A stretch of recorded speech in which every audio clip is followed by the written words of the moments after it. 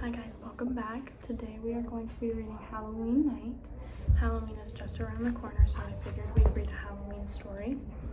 And while we're reading, I want you to think of two of the main characters of the story. 'Twas Halloween night, and all through the house every creature was stirring, including the mouse.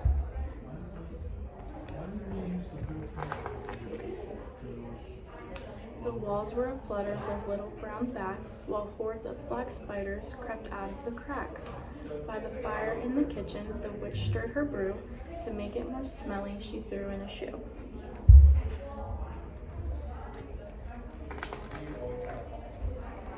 Stiff-legged zombies awoke from the dead as moth-eaten mummies arose from their beds.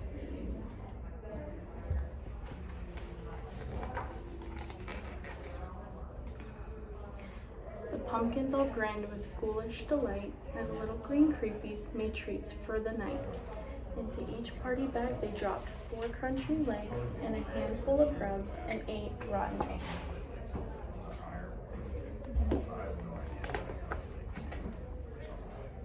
The ghost in the parlor played softly off-key as the bev of Banshee served moldy green tea.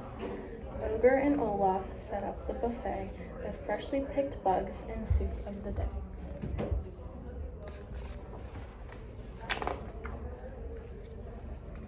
When up on the gable the ravens appeared, ready to cry when the tricksters drew near. Then just as the moon shed light on the path, the witch and her ravens heard somebody laugh. And like tiny moths drawn into the flame, the tricksters appear at the end of the lane.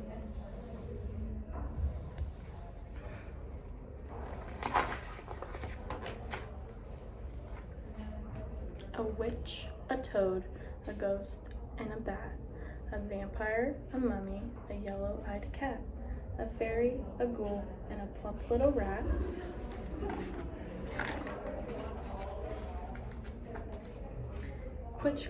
Quick, cried the witch, they're coming this way. Take the pot off the fire, unveil the buffet.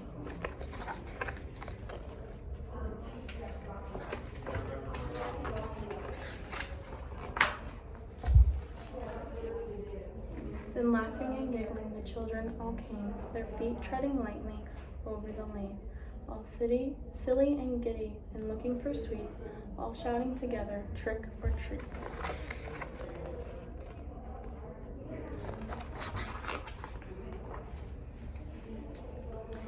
Come on in, said the witch, please be our guest. Come to our party, we've put out our best. Into her parlor the children all peeped, so eager to see the Halloween treats. But when they saw on the shadowy night, made a little trickster shiver with fright.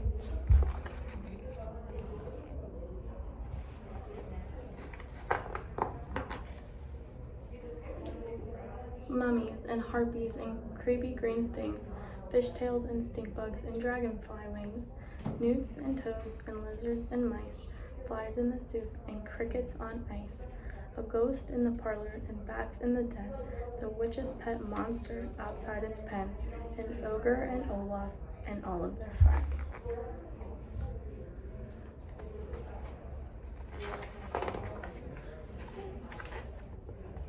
From the 10 little tricksters came 10 little streaks, and away they all ran down the cobblestone streets, dropping their bags and spilling their treats.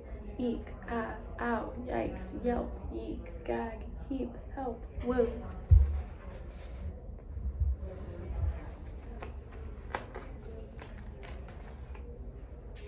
So Ogre and Olaf and all of the rest enjoyed Halloween night without any guests.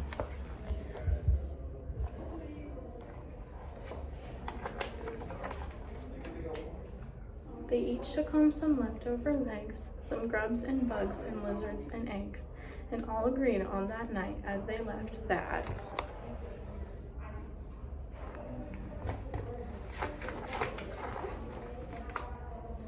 this was the very best Halloween yet. So the two main characters of the story were Ogre and Olaf because it was their house and it was their party that they were throwing. They invited all their friends over for Halloween and then invited trick-or-treaters to come over as well, but the trick-or-treaters were too scared to come in, so they left. But Ogre and Olaf were the two main characters of the story. But I will see you guys next week for another read aloud. Bye.